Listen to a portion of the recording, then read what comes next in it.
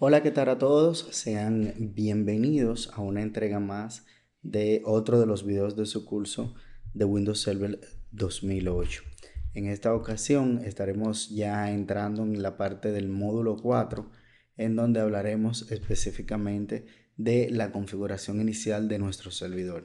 Antes de continuar con la configuración inicial del servidor, es importante reconocer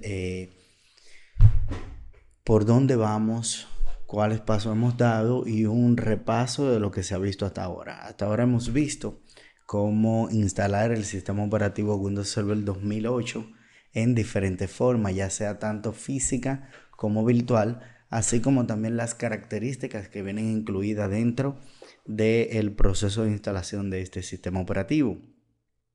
En este mismo sentido, vimos también un módulo orientado específicamente a enseñarles a ustedes los conceptos básicos necesarios para poder trabajar con este curso.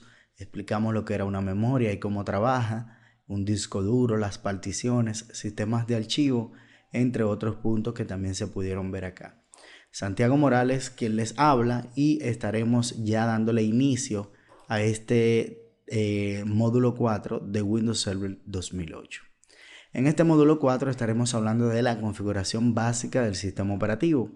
Cuando me refiero a configuración básica, estoy refiriéndome a específicamente a la configuración inicial que se le crea al servidor una vez es instalado. En este mismo sentido, los tips y consejos que les damos acá en Capacity IT Academy para que ustedes puedan tenerlo en cuenta y aplicarlos a la hora de instalar cualquier servidor, no tan solo en sus hogares o a nivel de práctica, sino que también lo pueden aplicar en un modo de trabajo empresarial, institucional o en donde quiera que ustedes estén laborando. Para iniciar con este módulo 4 vamos a hablar un poco del nombre del servidor. Cuando yo me refiero a un nombre del servidor, me refiero a asignarle un nombre como si fuese, y miren como la gráfica lo dice, cuando se instala un servidor, cuando se crea un servidor, nace alguien nuevo en la familia de servidores o en la familia de infraestructura que se está creando en la actualidad.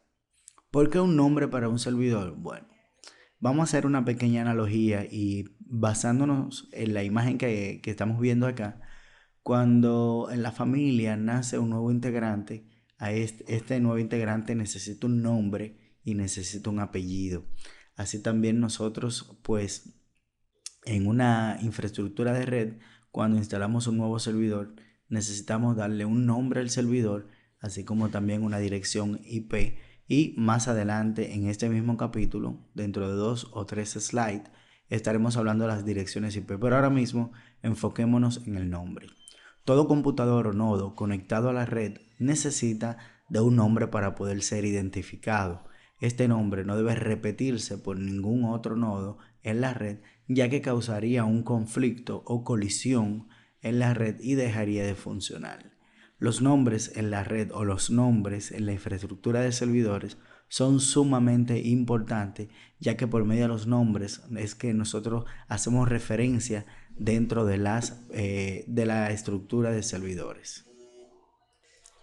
Vamos pues a pasar al siguiente slide en donde les doy un porqué, un nombre para el servidor. La razón, por ejemplo, identificación en la red. Cuando yo me refiero a identificación en la red, este punto que está acá es uno de los más importantes, ya que este es el objetivo principal por el cual nosotros asignamos un nombre al servidor. Al asignarle un nombre al servidor, nosotros estamos diciendo que este servidor va a ser identificado, va a ser llamado por este nombre en toda la red, y cualquier nodo o cualquier computador cliente, el cual también tiene que tener un nombre si está conectado a la red, debe ser entonces localizado por medio de este nombre. Manejo de inventario. Existen inventarios electrónicos que me permiten a mí hacer una topología o hacer un inventario de todos los servidores y computadoras cliente conectados a la red a fin de mantener una documentación en este sentido.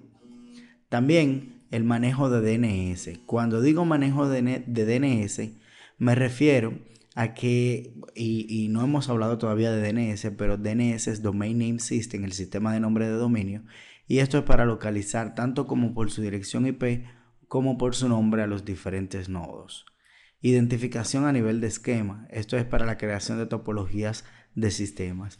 En pocas palabras, o para que se entienda mejor, es necesario obligatoriamente asignar un nombre a cualquier equipo que esté conectado a la red, y en la próxima práctica estaremos asignándole un nombre a nuestro nuevo servidor, el cual ha sido instalado en la práctica anterior. Pasando a otro tema, vamos a ver las consideraciones para la asignación de direcciones IP y nombres. Por ejemplo, en lo que quiero decirle es que en esta parte de las consideraciones para la asignación de direcciones IP, vamos a tratar de ser lo más específico posible a fin de garantizar el buen aprendizaje o garantizar que ustedes capten bien de lo que vamos a hablar a continuación. Lo que vamos a hablar a continuación, las direcciones IP, específicamente direcciones IP, es un tema que es bien sencillo, bien fácil de entender, pero si no prestamos atención, es probable que no tengamos el debido aprendizaje que se necesita en este sentido. Vamos a pasar al siguiente slide. Lo primero que vamos a explicar es qué es una dirección IP. Una dirección IP, para que se entienda bien, con palabras llanas, es una etiqueta numérica que identifica de manera lógica y jerárquica, oigan bien, lógica y jerárquica a una interfaz. En una interfaz, cuando digo interfaz me refiero a un elemento de comunicación o conexión de un dispositivo. Habitualmente es una computadora. Ahora, dentro de una red que utiliza el protocolo IP, Internet Protocol, con esta versión se pueden fabricar, o sea, con la versión de IP que vamos a utilizar en este curso, se pueden utilizar hasta 4.000 millones de direcciones IP. Pero antes de explicar la cantidad de direcciones IP que ésta recibe, es importante aprender bien sobre las direcciones IP.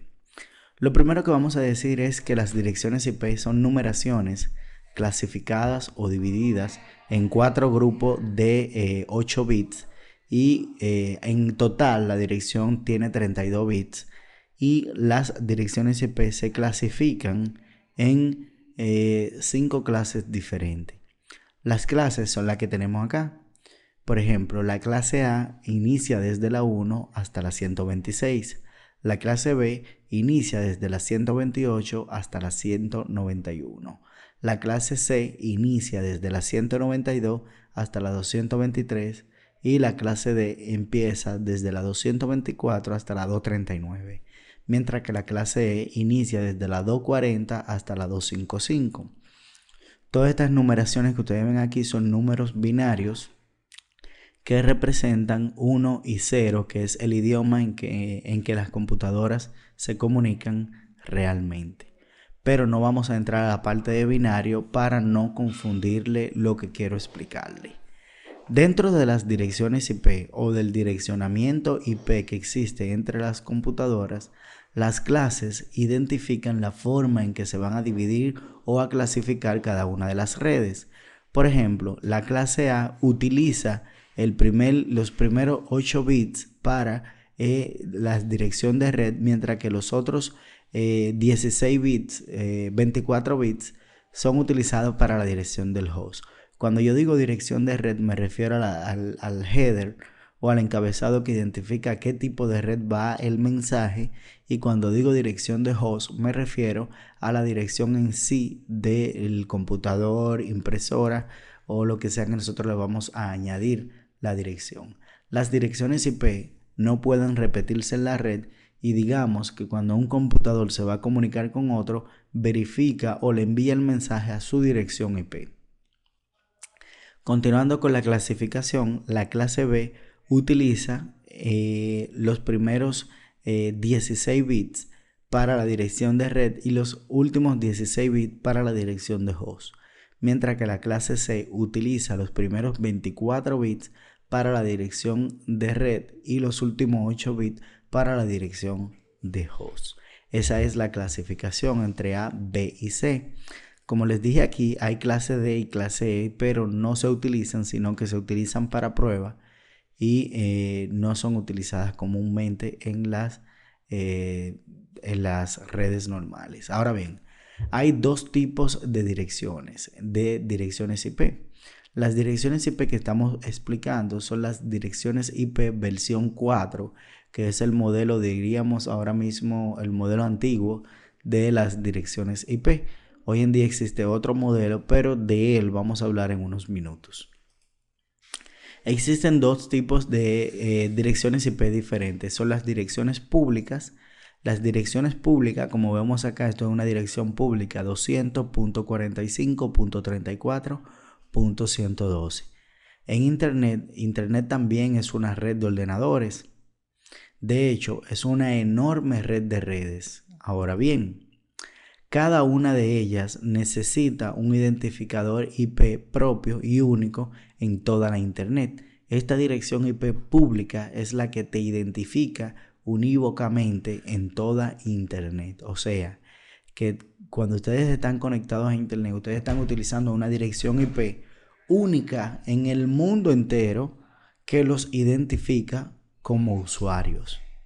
Ahora bien, las direcciones IP públicas no son igual a las direcciones IP privadas.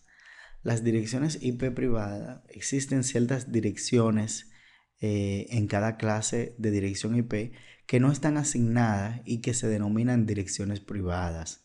Las direcciones privadas pueden ser utilizadas por los hosts que usan traducción de direcciones de red NAT para conectarse a una red pública, o por los hosts que no se conectan a Internet. En una misma red no pueden existir dos direcciones iguales, pero sí se pueden repetir en dos redes privadas que no tengan conexión entre sí o que se conecten mediante el protocolo NAT. Las direcciones privadas son estas que les muestro acá. Por ejemplo, las direcciones privadas son entre la clase A están las direcciones desde la 10 hasta la 10.255.255.255. Esta es 8 bits de red y 24 bits de host, al igual como les dije hace un momentito. También tenemos la de la clase B, que es la 172 y la 192. En pocas palabras, cuando nosotros vamos a Internet vemos direcciones como esta que ustedes ven acá, pero cuando nos vamos a una red privada vemos direcciones como 10, 172 y 192. Es lo que diferencia una red pública de una red privada. Una IP pública es la IP que se utiliza para navegar en Internet. Una IP privada es la que utilizamos los administradores de servidores para asignárselo a las computadoras y servidores en una red privada. Ahora bien, existen dos versiones del protocolo TCP/IP o de las direcciones IP. Es la IP versión 4, que es la que le acabo de explicar, y la IP versión 6, que ya no es el futuro, sino el presente de las direcciones IP. Y en Windows Server 2008, en la versión R2, vamos a verificar también, a darle una pixelada a las direcciones IP de la versión 6. Está ahí más disponible y es el futuro, yo diría que el presente de las direcciones IP. ¿Por qué cambiaron de IP versión 4 a IP versión 6? Porque la IP versión 4 tienen un límite. Las IP versión 4 se acabaron, no existen, o sea, existen, pero ya no hay direcciones IP versión 4 que asignar, porque todo el mundo, o sea, el mundo entero utilizando Internet, obviamente se iban a acabar las direcciones IP disponibles.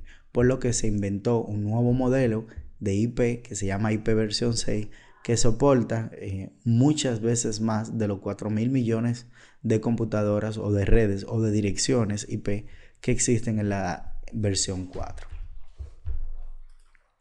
Acá nosotros vemos algunas diferencias que existen entre IP versión 4 e IP versión 6. IP versión 4 es de 32 bits, mientras que IP versión 6 es de 128 bits. IP versión 4, ese no está aquí, son 4 grupos de números, o sea, en numérica, mientras que IP versión 6 es alfanumérica, puede tener letras y números. IP versión 4 soporta IPsec. IPsec es un protocolo de seguridad de IP que se utiliza obviamente para asegurar el tráfico de redes en el protocolo IP. IPsec en la versión 6 es obligatorio. En el IP versión 4, Broadcast Address es usado para enviar el tráfico de todos los hosts de la red, mientras que en IP6, IP versión 6 es un link local y scope multicast, o sea, es totalmente diferente. ¿Por qué yo les menciono a ustedes la parte de direcciones IP? Porque hay que asignarle una dirección IP al servidor. Fíjense esta gráfica que está acá.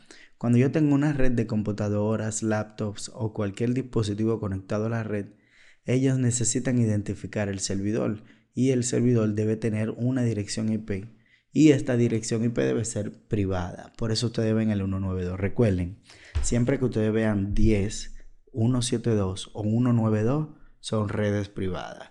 Si ven 193, 191, 11, 9, 173, 171 o cualquier otro número, es una dirección IP pública. Solo se debe tener en cuenta qué IP se le están asignando a los equipos en caso de uno usar DHCP. Más adelante lo vamos a hablar eso. Mantener todo escrito y todo lo de las direcciones IP que vamos asignando a los servidores, ya que los mejores administradores de servidores siempre anotan todo llevando una especie de bitácora de todo lo que van implementando. Observación general del servidor. Bueno, cuando me refiero a la observación general del servidor y ya concluyendo esta parte, con este módulo es importante estar alerta sobre todos y cada uno de los puntos fundamentales para la configuración del servidor, teniendo en cuenta el tipo de servidor que se necesita instalar. Por ejemplo, acá yo les muestro una gráfica con un servidor de correo o mail server. Pero también yo puedo tener un servidor de internet o proxy server. También puedo tener un servidor de página web o web server.